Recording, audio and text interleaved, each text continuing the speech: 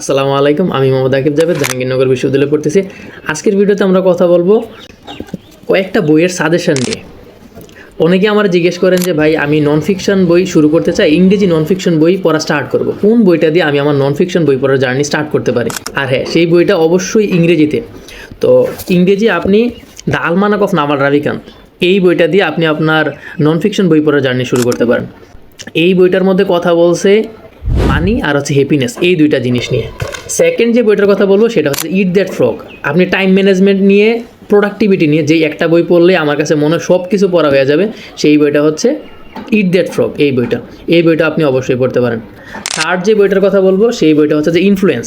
আপনি যদি sales, marketing, কীভাবে একটা মানুষকে আপনি কনভিন্স করবেন, এই জিনিসটা জানতে চান, তাহলে এই বইটা আপনার অবশ্যই পড়া উচিত।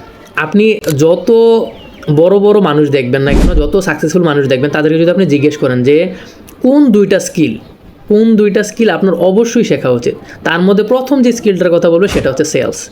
তো এই সেলস শেখার জন্যে আপনার এই বইটা পড়া, এটা একটা টেক্সট বইয়ের মতো, সেলস আর হচ্ছে মার্কেটিংয়ের জন্য। তো এই বইটা আপনি অবশ্যই পড়তে পারেন। আর লাস্ট আপনারা যেই বইটা বলবো সেই বইটা হচ্ছে যে 7 habits of highly effective people, Stephen কোভের লেখা। এটা তো একটা এভারগ্রিন বই, এই বইটা আপনার অবশ্যই পড়া উচিত। অনেকেরই আবার একটা কমন কোশ্চেন থাকে যে ভাই, আপনি এই বইগুলা কিনেন কোথায় থেকে? আমি একদম সত্যি কথা, আমি যখন জাহাঙ্গীরনগর ইউনিভার্সিটিতে পড়ি, আমি আমার ম্যাক্সিমাম বই আমি কিনছি হচ্ছে নীলক্ষেত থেকে। তো অনলাইন থেকে সবসময় তো নীলক্ষেত থেকে যাই আসলে বই কিনা পসিবল হয় না আর কি। আবার নীলক্ষেতের বইয়ের যে কোয়ালিটিগুলো থাকে, এই বইয়ের কোয়ালিটিগুলোও এত পছন্দ হইতো না। তো আমি অনলাইন থেকে নতুন একটা জায়গা থেকে আমি আমার বইগুলা, ওরা আমাকে গিফট করছে, আমি নেক্সট টাইম যদি অর্ডার দিই ওদের থেকে আমি অর্ডার দিব চিন্তা করছি। আমি এখন যেই জায়গা থেকে আমি আমার বইগুলো কালেক্ট করি আর কি, পাঠাগার বিডি যেই প্ল্যাটফর্মটা আছে, ওই জায়গা থেকে। আপনারাও চাইলে ওই জায়গা থেকে বই অর্ডার দিতে পারেন।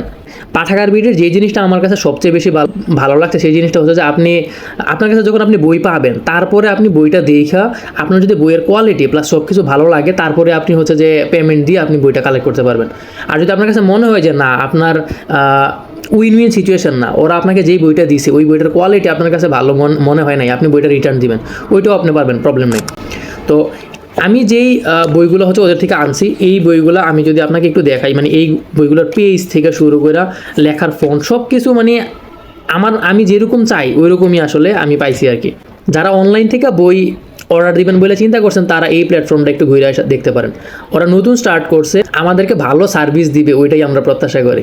সবাই ভালো থাকেন। একটা সুন্দর বাংলাদেশ বিনির্মাণের প্রত্যাশায়, একটা স্টার্ট আপ নেশন তৈরির প্রত্যাশায়, একটা বই পড়ুয়া বাংলাদেশ তৈরির প্রত্যাশায় সবাই ভালো থাকবেন। ইনশাল্লাহ দেখা হবে বিজয়। আসসালামু আলাইকুম।